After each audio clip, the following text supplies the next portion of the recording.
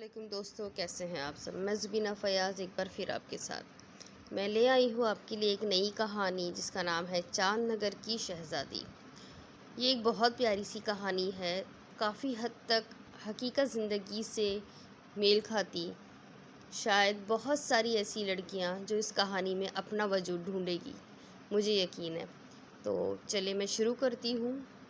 چاند نگر کی شہزادی پارٹ 1۔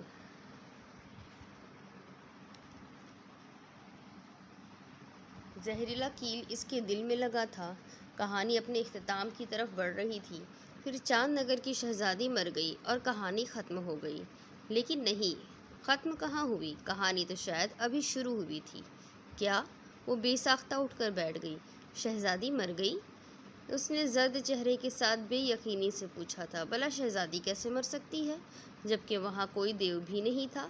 اس کے معصوم سوچ میں بس یہی آ سکا۔ وہ نہیں جانتا تھا کہ کچھ کہانیوں کا آغاز وہیں سے ہوتا ہے جہاں کہانی بیان کرنے والا اپنی الفت میں اینڈ کر رہا ہوتا ہے۔ تمام گواہوں کے بیانات اور شواہد کی بنا پر یہ پنچایت فیصلہ کرنے کا اختیار حیدر چودھری کو دیتی ہے۔ میں ایک رکن کی حیثیت سے ان سے درخواست کرتا ہوں کہ وہ اپنا فیصلہ سنائیں۔ مجمع پر سناٹا طاری تھا۔ ہر شخص سانس روک کے پہلی قطار میں تیسری کرسی پر بیٹھے حیدر چودھری کے لبوں کی جنبش کا منتظر تھا۔ پنچایت کا رکن اب پھر سے اپنی نشست پر جا چکا تھا، مگر حیدر چودھری اسی طرح بیٹھا رہا۔ ہجوم میں دبی دبی سی بے چینی پھیلتی گئی، مگر اس سے پہلے کہ یہ بے چینی بڑھ کر سرگوشیوں کی شکل اختیار کرتی، اس کی باروب آواز، بھاری آواز گونجنے لگی۔ میں حیدر چودھری اس پنچایت کے دیے گئے اختیار کے مطابق اپنا فیصلہ سنا رہا ہوں۔ اس کا لہجہ مستحکم تھا اور چہرہ پتھر تھا۔ میں اپنی بیوی دارین چودھری کو خود پر حرام کرتا ہوں۔ آج کے بعد اس کی حیثیت شیش محل کے ایک قیدی کی طرح ہوگی۔ میں اسے عمر قید کی سزا سناتا ہوں۔ آج کے بعد نہ یہ کسی انسان کو دیکھ پائے گی اور نہ ہی کھلے آسمان کو۔ اس کی بات ختم ہو چکی تھی، مگر ہجوم ابھی تک سحر میں تھا۔ لمبی قطار میں موجود پنچایت کے ارکان پنڈال میں اکٹھے خاندان کے افراد اور لکڑی کی آبنوسی میز کے قریب بڑی سی گرم شال میں لپٹی دارین چودھری زمین پر بیٹھی ہوئی تھی۔ اپنے شوہر کے منہ سے اس فیصلے کو سننے کے بعد اس نے ایک لمبی سی ہچکی لی اور اس کا سر زمین سے جا لگا، بالکل وہاں جہاں غرور سے اکڑی اس کے شوہر کی کھیڑی تھی۔ اس کھیڑی کی نوک دارین کے ماتھے پر چبھ رہی تھی، مگر وہ اسی طرح گری رہی۔ غالباً وہ بے ہوش ہو چکی تھی۔ ہجوم سے کچھ خواتین نکل کر آگے بڑھی اور تیزی سے اسے ہلایا جلایا، مگر اس کے ساکن وجود میں کوئی جنبش نہ تھی۔ بہت سے ہاتھوں نے اسے اٹھا لیا تھا اور پھر اسے شیش محل کے عقب میں بنے گھوڑوں کے استبل کے ساتھ چھوٹے سے کمرے میں ڈال دیا گیا تھا۔ زندگی کی کسی وحشت کے ستم کے ہاتھوں مات کھائے ہوئے کمزوروں کو موت میں راستہ ملتا ہے تو جیون کا خدا ہی حافظ۔ درد فاتحہ ہو تو پھر جی کے بھی کیا کرنا ہے۔ موت ہی رستی ہو جن زخموں کو، ان کو پھر سے بھی کیا کرنا ہے۔ چودھری مہرداد نے ہلکا سا ہنکارا بھرا اور اپنی ہمشیرہ عنایت بی بی کو دیکھا۔ دیکھیں بی بی، ہم سے جو ہو سکتا تھا ہم نے کیا۔ ہم یہ بات نہیں سننا چاہتے تھے کہ لوگ یہ کہیں کہ ہم نے اپنی بیوہ بہن کا خیال نہ رکھا یا پھر اسے اس کے حق سے محروم رکھا۔ آپ کا جائیداد میں حصہ میں پہلے ہی آپ کے نام کر چکا ہوں، اس لیے آپ عملی طور پر اپنے فیصلے کرنے میں آزاد ہیں، مگر اس کے باوجود آپ نے میری رائے کو اہمیت دی، مجھے خوشی ہوئی۔ میں نے اپنے ذرائع سے تحقیق کروا لی ہے اور اسی بنا پر میں کہتا ہوں کہ مجھے اس رشتے پر کوئی اعتراض نہیں ہے۔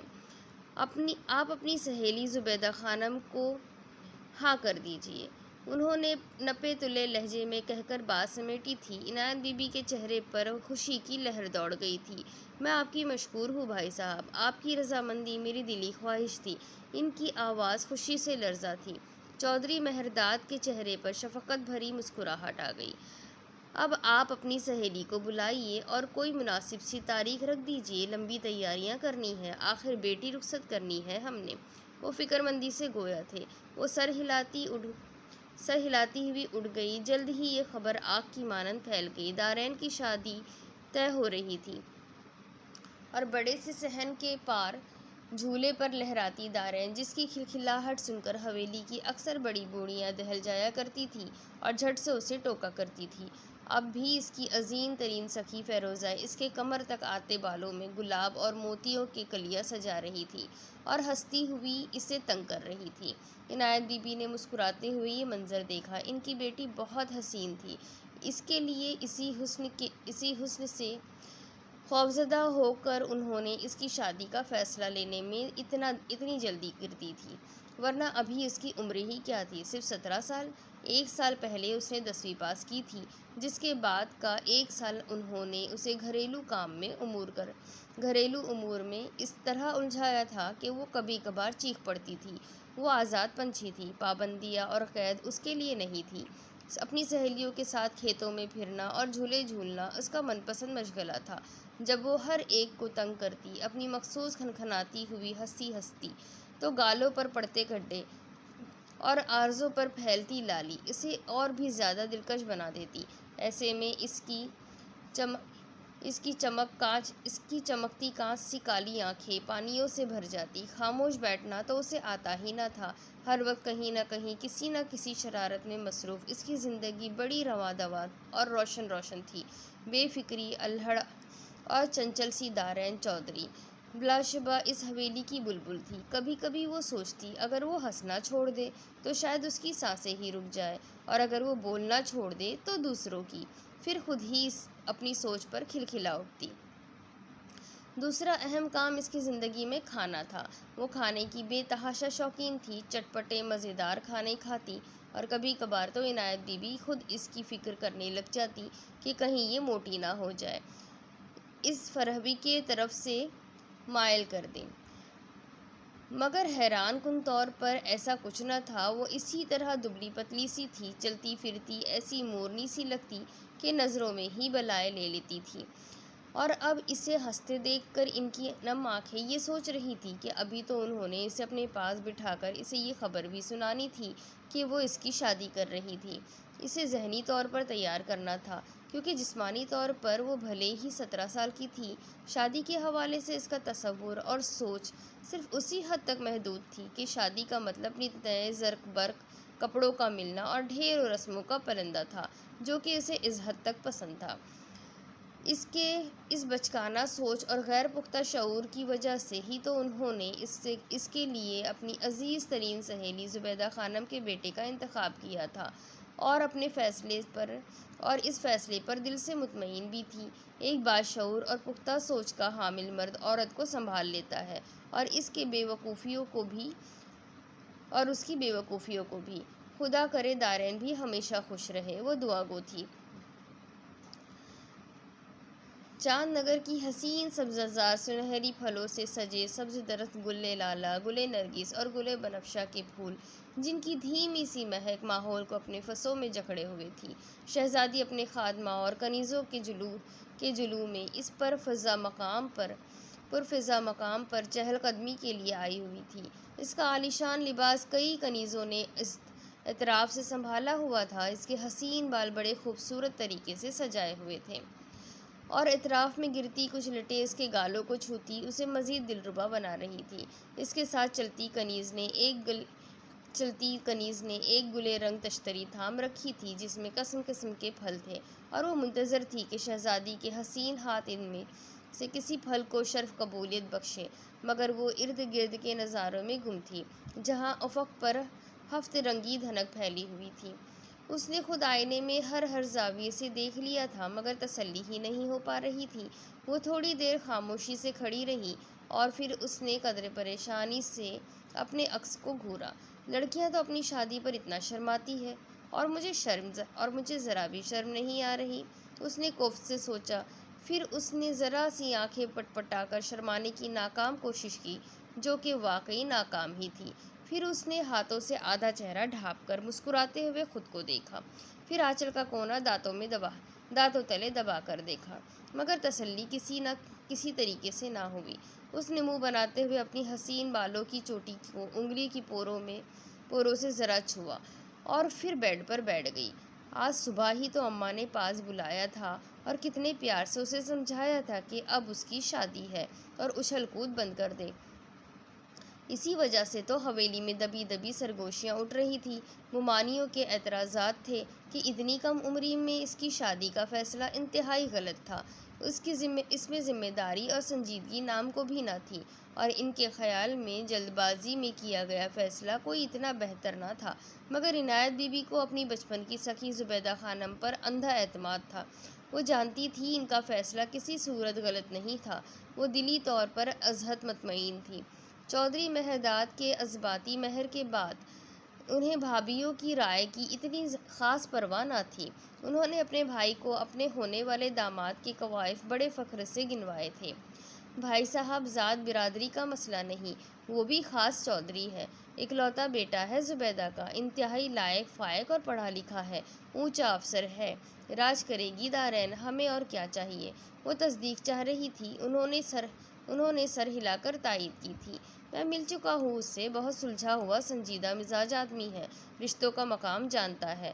ہماری بچی اس سے عمر میں کافی چھوٹی ہے، مگر اس سے فرق نہیں پڑتا۔ مجھے آپ سے اتفاق ہے بی بی کہ وہ پختہ شعور کا حامل مرد ہماری بیٹی کی نادانیوں کو سنبھال لے گا، اور یہاں یہ بھی بتا دوں آپ کو، ہماری دارین اتنی بھی کم عقل اور بے وقوف نہیں، حالات کے مطابق ڈھل جانے کا بہت حوصلہ ہے اس میں۔ وہ مطمئن سے انہیں یقین دلا رہے تھے۔ سمجھوتا اور برداشت تو لڑکیوں کو گھٹی میں پلایا جاتا ہے، اگر حالات مشکل ہو تو ان کا مزاج ہر طرح کی لچک رکھتا ہے۔ دوسرے وہ لڑکیاں جن کے سر پہ باپ کا سایہ نہ ہو، ان کے لیے شوہر کے گھر اکڑ دکھانے کی کوئی گنجائش نہیں ہوتی۔ میری دارین اس بات سے بخوبی آگاہ ہے، اور مجھے یقین ہے اگر اسے مسائل درپیش ہوئے تو وہ بخوبی نپٹ لے گی۔ وہ نم آنکھوں کے ساتھ مگر مستحکم لہجے میں بولی تھی۔ جمعرات کی شام اسے نسبتاً پرانے لباس میں مایوں میں بٹھا دیا گیا، ڈھولک رکھ دی گئی۔ ہر روز رات کو ساری لڑکیاں اکٹھی ہو کر نت نئے ماہیے اور ٹپے گاتی، جن میں شوخی اور ملن کی تڑپ کا بڑا چنچل اظہار ہوتا تھا۔ وہ گھونگھٹ میں ہنستی تھی۔ اسے زندگی کے اس نئے موڑ پر عجیب سی سنسنی اور جوش محسوس ہوتا تھا۔ فیروزہ اسے ہر بار اس کے ہونے والے شوہر کا نام لے کر چھیڑتی تو اس کے اندر ایک عجیب میٹھی سی لہر چلتی تھی۔ اس کی آنکھیں خوابوں سے جگمگا اٹھتی اور اس کے رخسار قندھاری اناروں کی مانند سرخ پڑ جاتے، اور اسے لگتا دنیا کا سب سے خوبصورت نام حیدر تھا۔ مردوں سے اس کا مکمل پردہ تھا۔ اپٹن اور تیل کی رسمیں بڑی مزیدار اور خوشگوار تھیں۔ اس کا مہندی کا جوڑا جس دن آیا، ساری حویلی میں ہلچل مچ گئی، کیونکہ وہاں ایک مہندی کا ہی نہیں، نکاح اور ولیمے کا جوڑا بھی تھا۔ انتہائی خوبصورت جھلمل کرتے لباس۔ نکاح کا جوڑا سونے کی تاروں سے سجایا گیا تھا، اور ولیمے کا جوڑا اس سے بھی زیادہ قیمتی نگینوں سے سجا ہوا تھا۔ ان کی دیدہ زیبی اور چمک دھمک آنکھوں کو خیرہ کرنے والی تھی۔ عنایت بی بی کی خوشی کا کوئی ٹھکانہ نہ تھا۔ اس کا سر اونچا کر دیا تھا ان کی سہیلی نے۔ اتنے مان، اتنی چاہت اور اتنے چاو سے شگن کا سامان بھیجا تھا کہ سب کو دارین کی خوش قسمتی پر رشک آ رہا تھا۔ مہندی کے روز پیلے ملبوس میں تیل لگے بالوں کے باوجود اس کی رنگت کی گلابیاں عروج پر تھیں۔ اس کے ہاتھوں میں روایتی انداز میں مہندی لگائی گئی، ہتھیلی کے وسط میں گول ٹکیا اور انگلیوں کی پورے مہندی کے سرخ رنگ سے سج گئی۔ بال تیل سے بھرے پڑے تھے۔ اس کی گود میں ڈھیروں ڈھیر بادام، کاجو، بتاشے، خشک کھجور اور ناریل ڈالی گئی۔ اگلے روز نکاح تھا، جس کا انتظام حویلی کے بڑے سے صحن اور مردانے میں کیا گیا تھا۔ دولہا والوں کا استقبال بڑے جوش و خروش اور دلی خوشی اور آمدگی سے سرخ گلابوں کی پتیاں برسا کر کیا گیا تھا۔ پھول نچھاور کرنے والی ننھی بچیاں حیران تھیں۔ ایک نے جلدی جلدی اپنی پلیٹ خالی کی اور بھاگ کر اپنی بڑی بہن کو وہ حیران کن خبر سنائی۔ ساری بارات کے مرد پینٹ کوٹ میں ملبوس تھے، جبکہ ان کے یہاں دولہا بڑا روایتی لباس پہنا کرتا تھا، جو کہ شیروانی اور کلہ پر مشتمل ہوتا تھا۔ فوراً اسے ماڈرن دولہا کا نام دے کر فیروزہ نے ساری بات دارین کے کانوں میں ڈال دی۔ جواباً وہ سر نیچے کیے ہنستی چلی گئی۔ نکاح کے تقریب کے بعد طعام کا سلسلہ تھا جو کہ اچھا خاصا طویل اور دلچسپ رہا تھا۔ 7 قسم کے رنگا رنگ کھانے بنائے گئے تھے۔ ہر دم چوکس اور چوکنے خدمتگاروں نے کہیں کوئی کمی نہ رہنے دی تھی۔ چونکہ دولہا دلہن کو ساتھ بٹھانے کا کوئی رواج نہ تھا، اس لیے سیدھا رخصتی ہی کی گئی، جس میں دارین نے اپنا رو رو کر برا حال کر لیا تھا، یہاں تک کہ اماں کو اسے جھڑک کر خود سے الگ کرنا پڑا تھا۔ بڑی سی چادر میں لپٹی وہ گاڑی میں آ بیٹھی جو کہ جیپ ٹائپ پجیرو تھی۔ اسے چونکہ گاڑیوں کے ماڈلز کا پتہ نہ تھا، جبھی وہ بس اتنا ہی اندازہ لگا پائی تھی۔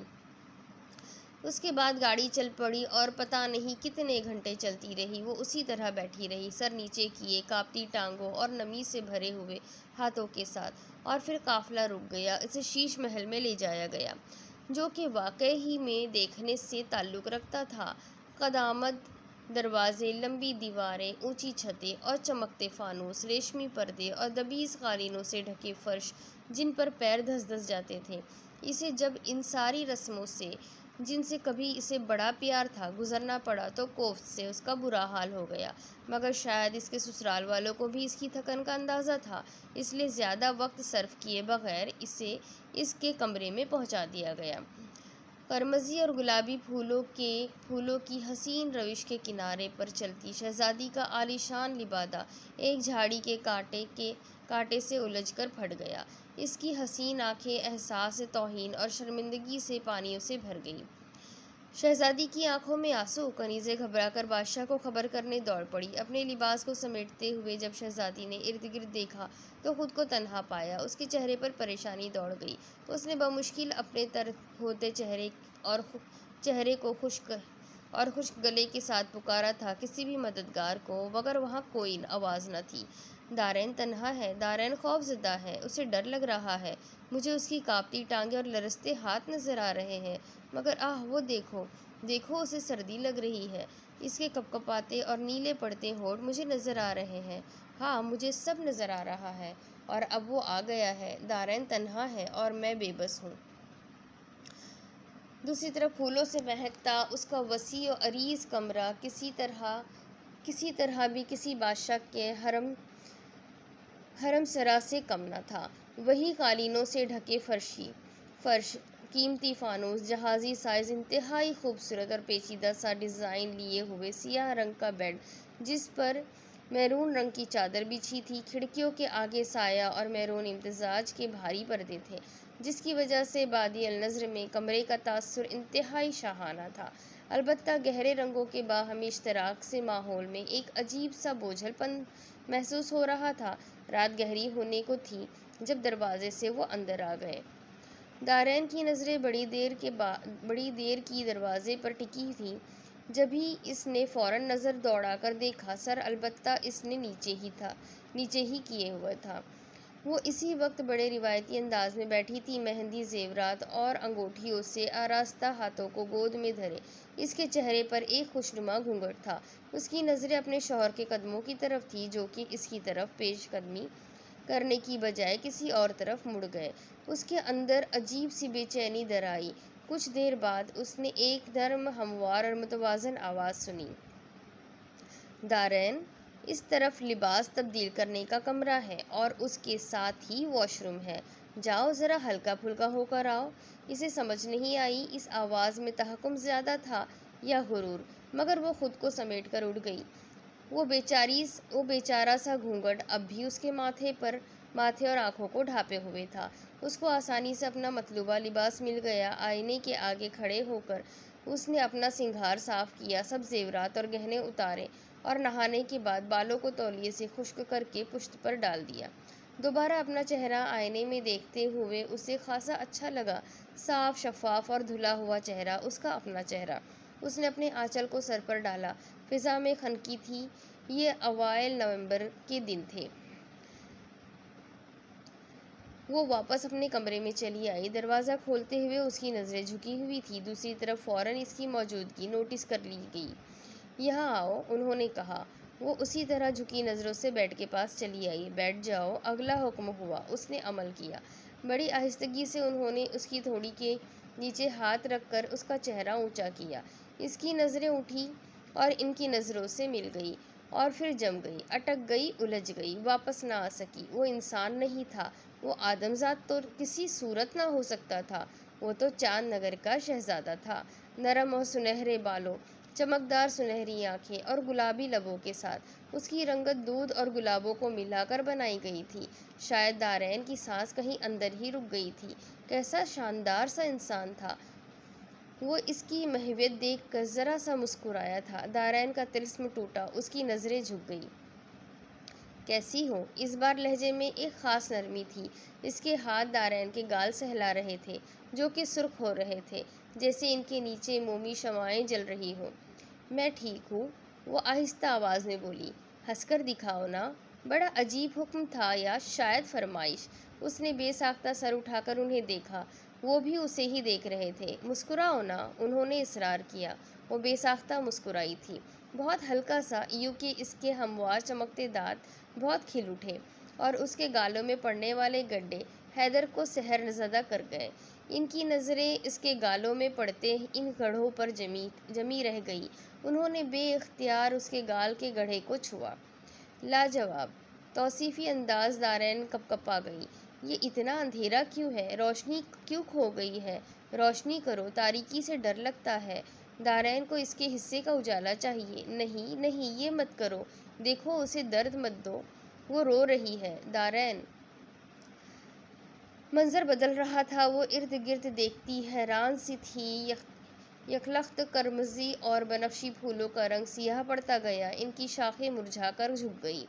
شہزادی نے خوفزدہ ہوتے ہوئے سر اٹھا کر آسمان کو دیکھا، جہاں پھیلی سست رنگی دھنک اب غائب ہوتی جا رہی تھی اور اس کی جگہ اب سیاہ بادل وہاں گھیرا ڈال رہے تھے۔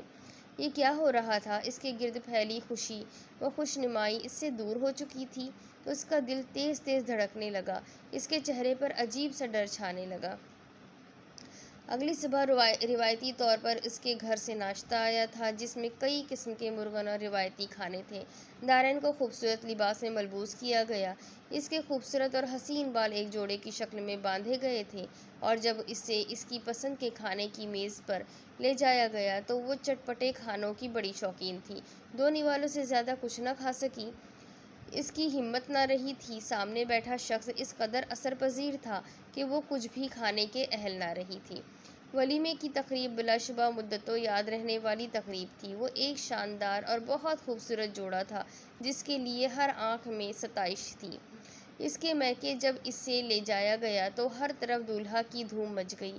فیروزہ جھٹ سے اس کے پاس گھس آئی اور لمحوں میں سب جان لینا چاہتی تھی، مگر دارین کا عجیب رویہ اور خاموشی اسے حیرت میں ڈال گئی۔ اس کے ڈھیروں سوالوں کا جواب دارین نے ایک ہلکی مسکراہٹ کے سوا کچھ نہ دیا تھا۔ وہ الجھی سی وہاں سے اٹھ آئی تھی، دل میں قدرے ناراض بھی تھی کہ کیسے اس کی یہ عزیز ترین سکھی اتنا پیارا دولہا پانے کے بعد بدل گئی تھی، مغرور ہو گئی تھی کہ کسی بھی بات کا صحیح اور تسلی آمیز جواب دینے کی بجائے ایک مسکراہٹ کے ساتھ اسے ٹال رہی تھی۔ واپسی پر رات کو جب رسموں کے بعد ان دونوں کو کمرے میں لے جایا گیا تو آج بھی انہوں نے اسے کل والا حکم دیا تھا، اور جب وہ اپنے بھاری لباس اور زیورات سے چھٹکارا پا کر نہا کر آئی تو انہوں نے اسے اپنے پاس بٹھا لیا تھا۔ مجھے بناؤ سنگھار پسند نہیں ہے دارین، جب میں موجود ہوں تو تم مجھے ایسے ہی نظر آؤ، کسی بھی قسم کے آرائش اور آلائش سے مبرا۔ انہوں نے اس کے بالوں پر ہاتھ پھیرتے ہوئے کہا تھا۔ دارین نے بنا کچھ بولے سر ہلا دیا۔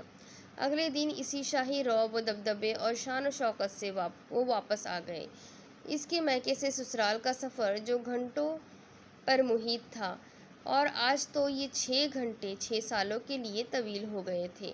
آنے سے پہلے عنایت بی بی نے اسے بہت دیر پاس بٹھا کر سمجھایا تھا، زمانے کی اونچ نیچ، سسرال میں ہونے والے مسائل، ممکنہ اتار چڑھاؤ اور اس کے ساتھ صبر و برداشت کا سبق۔ وہ خاموشی سے سر جھکائے سنتی رہی تھی۔ ماں اسے سمجھوتے کا سبق دے رہی تھی، یہ سمجھے بغیر کہ وہ تو انہیں بتائے بغیر سمجھوتے کی سیڑھی چڑھ چکی تھی۔ وہ اسے سمجھاتی رہی تھی کہ اب اس نے اپنا بچپنا چھوڑ کر ذمہ داری اٹھانی ہے، اور اگر کوئی بھی بات ہوئی تو لوگ ان کی تربیت کو فوراً قصوروار ٹھہرائیں گے۔ جو کہ باپ سر پہ نہیں تھا، اس لیے ماں صحیح تربیت نہ کر سکی۔ اس کا دل تڑپ گیا۔ جن بیٹیوں کے باپ سر پہ نہیں ہوتے ان کی ڈولی نہیں، جنازے ہی اٹھا کرتے ہیں۔ آپ فکر کیوں کرتی ہیں اماں؟ آپ کو کبھی بھی میری شکایت نہیں ملے گی۔ میری دعا ہے اماں، آپ کے پاس میرے حوالے سے کبھی کوئی خبر نہ پہنچے، سوائے اس کے کہ دارین مر گئی۔ اس کی آنکھوں میں آنسو آ گئے تھے۔ اس کے سسرال میں اسے 3 چیزیں تحفے میں ملی تھیں، ایک معذور ساس، دوسری شیش محل کی ذمہ داری اور حکم دینے والا آفیسر۔ اس کی ساس زبیدہ خانم ایک حادثے میں اپنی دونوں ٹانگیں کھو چکی تھی اور پچھلے 18 سالوں سے وہ ویل چیئر پر تھی۔ حیدر چودھری ان کے اکلوتے بیٹے تھے۔ وہ نسلوں سے زمیندار لوگ تھے، مگر اس کے باوجود حیدر چودھری نے اپنے لیے افسری پسند کی تھی۔ اگرچہ ان کے بابا فرقان چودھری اپنی زمینوں کو سنبھال رہے تھے، اور ایسا نہیں تھا کہ حیدر چودھری کو اپنے آبائی پیشے سے کوئی نفرت تھی یا وہ اس میں دلچسپی نہیں لیتے تھے، بلکہ وہ اپنے بابا کا ہر فیصلہ لینے میں مکمل حساب ہوتا تھا، اور جب بھی وہ چھٹی پر آتے تھے دونوں باپ بیٹوں کے درمیان گزشتہ مہینوں کے کھاتے کھل جاتے تھے۔ شیش محل کی تعمیر خالصتاً روایتی اور پرانے طرز کی تھی۔ بڑے بڑے عالیشان کمرے، پیچیدہ کاری سے سجے ستون اور برآمدے، دالان، پائے باغ، مطبخ خانہ، نماز کا کمرہ، مہمان خانہ اور ملازمین کے لیے منسلکہ چھوٹے کمرے۔ بنیادی طور پر یہاں 2 خاندان آباد تھے، زبیدہ خانم اور فردوس خانم، جو کہ ان کی ہمشیرہ تھی۔ وہ اپنی 2 بیٹیوں کی ہمراہ رہتی تھی۔ ان کے شوہر وفات پا چکے تھے۔ نورینا اور شمسینہ دونوں جوان اور غیر شادی شدہ تھیں، اس لیے اس محل کا انتظام ان دونوں کے ہاتھ میں تھا۔ زبیدہ خانم کا کردار گھر میں اتنا غیر اہم تھا کہ وہ اپنی ایک کل وقتی ملازمہ عائشہ کے ساتھ اپنے کمرے تک محدود رہتی تھی۔ جب حیدر نے اس کی ذمہ داریاں سونپی تھیں تب ان کا لہجہ 2 ٹوک تھا، کرخت اور کسی بھی قسم کی لچک سے عاری تھا۔ اس گھر کا انتظام خواتین ہی چلاتی آئی ہیں اب تک، اس لیے اس میں تمہارا حصہ تمہیں سمجھا دیا جائے گا۔ عملی اور حقیقی طور پر تمہاری ایک ہی ذمہ داری ہے اس گھر میں، اور وہ ہے میری ماں۔ اب تمہیں ماں کی دیکھ بھال کرنا ہے دارین۔ عائشہ کو چھٹی تو نہیں دی جائے گی، مگر بہرحال اصل ذمہ داری اب تمہارے سپرد ہے۔ مجھے ماں سے بہت پیار ہے دارین، مگر مشکل یہ ہے کہ میں اپنی نوکری کی وجہ سے یہاں ان کے قریب نہیں رہ سکتا، مگر میں ان کے معاملے میں کسی قسم کی کوتاہی برداشت نہیں کروں گا۔ دارین کا سر جھکا ہوا تھا اور وہ اسی طرح سر ہلا کر ان کی بات سمجھ رہی تھی۔ اور پھر شہزادی نے سب سے حیران کن نظارہ دیکھا۔ اس کے دیکھتے ہی دیکھتے منظر یکلخت بدل گیا۔ ان سیاہ بادلوں کے جھنڈ سے ایک سفید مشکی گھوڑا نمودار ہوا، جس کے پیروں پر حسین جھالریں تھیں، اور اس پر ایک شہزادہ سوار تھا۔ سنہرے تاج اور شاہی لباس میں اسے شہزادے کی سج دھج دیکھنے سے تعلق رکھتی تھی۔ شہزادی دم بخود اس طرف دیکھ رہی تھی۔ گھوڑا لمحہ بلمحہ اس کے نزدیک آتا گیا۔ اس نے صحن کے وسط میں کھڑے ہو کر اطراف میں نظر دوڑائی تھی۔ ایک طرف بڑی سی چادر بچھی تھی جس پر اچار کی پھانکیں خشک ہونے کے لیے رکھی گئی تھی۔ سفید بے داغ چادر پر سبز اور کچے پیلے رنگ کے آم بڑے خوشنما دکھائی دیتے تھے۔ اس نے گھٹنوں کے بل جھک کر ایک پھانک اٹھائی، اسے الٹ پلٹ کر دیکھا اور پھر واپس رکھ دی۔ ابھی مکمل طور پر خشک ہونے میں مزید 1 دن باقی تھا۔ اس نے واپسی کے لیے اٹھتے اپنے گھٹنوں سے نادیدہ گرد جھاڑی اور سست روی سے عمارت کے اندرونی حصے کی طرف بڑھ گئی۔ زبیدہ خانم کی ظہر کی نماز کا وقت ہو رہا تھا اور اس نے انہیں وضو کروانا تھا۔ اس نے قدم ان کے کمرے کی طرف بڑھا دیے۔ وہ بیڈ پہ نیم دراز تھی، عائشہ ان کے بازو دبا رہی تھی۔ دارین کو دیکھ کر وہ ادب سے پیچھے ہٹ گئی۔ آؤ بہو خانم۔ اس کو دیکھ کر زبیدہ خانم نے مسکرا کر کہا تھا، آپ کی نماز کا وقت ہو رہا ہے ماں۔ اس نے آگے بڑھ کر ان کی ویل چیئر آگے کی اور انہیں اس پر بٹھانے لگی۔ عائشہ نے بھی اس کی مدد کی تھی۔ وہ آہستہ آہستہ انہیں لے کر غسل خانے کی طرف بڑھ گئی۔ اپنے ہاتھوں سے جب وہ انہیں وضو کروا رہی تھی تو وہ اس کا چہرہ غور سے دیکھ رہی تھی۔ کانوں میں ہلکی پھلکی سونے کی بالیاں، گردن کے گرد زنجیر جس میں ایک خوبصورت اور پیچیدہ ڈیزائن کا لاکٹ جھول رہا تھا، جس کے اندر وہ 2 خوشنما پھول باہم ملے ہوئے تھے۔ دونوں کلائیوں میں سونے کے کنگن پہنے ہوئے تھے۔ یہ زیورات اس نے ہمیشہ پہنے ہوتے تھے، یہاں تک کہ سوتے وقت بھی، اور زبیدہ خانم کو ان کی آواز بہت اچھی لگتی تھی۔ وہ جب بھی ان کے کہیں آس پاس ہوتی، اس کے کنگن کی کھنکھناہٹ انہیں اس کی موجودگی کا پتہ دیتی تھی، اور جب جب وہ اس سے اپنے گرد دیکھتی، نہال سی ہو جاتی۔ وہ ان کے اکلوتے بیٹے ان کی حیدر کی بیوی تھی، اور اس شادی کے لیے انہوں نے کتنی مشکل سے اسے آمادہ کیا تھا، یہ تو وہی جانتی تھی۔ وہ سخت خفا تھا، اور شاید کسی حد تک اس کی خفگی جائز بھی تھی۔ حیدر کا کہنا تھا کہ وہ بہت کم عمر تھی، مگر انہوں نے اس کی ایک نہیں چلنے دی اور اسے منا کر دم لیا تھا، اور اب فخر ہوتا تھا۔ وہ بہت سمجھدار اور باشعور لڑکی تھی۔ غیر سنجیدگی اور شوخی تو اس میں نام کو بھی نہ تھی۔ ہر کام کو مقررہ وقت پر کرنا، اور پھر ہمیشہ ان سے اجازت لے کر کرنا اس کی عادت تھی۔ اس کے آنے سے پہلے وہ ایک کمرے تک محدود تھی۔ ہاں، شام کے وقت ذرا دیر تک کے لیے عشاء کے ساتھ باہر آیا کرتی تھی، مگر دارین کے آنے کے بعد ان کے اوقات کار میں فرق پڑ گیا تھا۔ وہ انہیں ہر معاملے میں اولویت دیتی تھی، کھانے پکانے کی ترکیبیں ان سے پوچھتی اور عین ان کے مطابق کھانا بناتی۔ گھر کے امور میں اس کی دلچسپی دیکھنے لائق ہوا کرتی تھی، اور انہیں کبھی محسوس نہ ہوا تھا کہ دارین کو در حقیقت کچھ بھی کرنا نہ آتا تھا۔ اس نے اپنی یہ لا علمی اور گھر کے کاموں سے دوری کو اپنے شوق اور لگن کے پردے میں اس طرح چھپایا تھا کہ ان جیسی جہان دیدہ خاتون بھی نہیں جان پائی تھی۔ دارین نے ان کے اوقات کار کو بڑی خوبی اور خوبصورتی سے بدلا تھا۔ اس نے دوبارہ انہیں ایک بند کمرے سے باہر نکال کر گھر میں ان کا کھویا ہوا یا چاک وجود بند کردار بحال کیا تھا۔ اس نے ہر کام میں انہیں اولویت دے کر اپنا مقام حاصل تو کیا ہی تھا، مگر انہیں بھی مصروف کر دیا تھا۔ غرض یہ کہ انہیں اپنی بہو سے کوئی شکایت نہ تھی۔ وہ اسے سجا سنورا دیکھ کر خوش ہوتی تھی، اور اسے بہو خانم کہنے کے باوجود اسے اپنی بیٹی تسلیم کرتی تھی۔ اب اس کے آگے اس سٹوری میں کیا ہوگا، میں آپ کو اگلی قسط میں سناتی ہوں۔ آخر دارین کیا ہے، دارین کی زندگی کیا ہے، کیا میل کھاتی ہے یہ زندگی حقیقت سے، یہ سب کچھ جاننے کے لیے میرے ساتھ بنے رہیے۔ اگلی قسط میں پھر ملتے ہیں۔ اللہ حافظ۔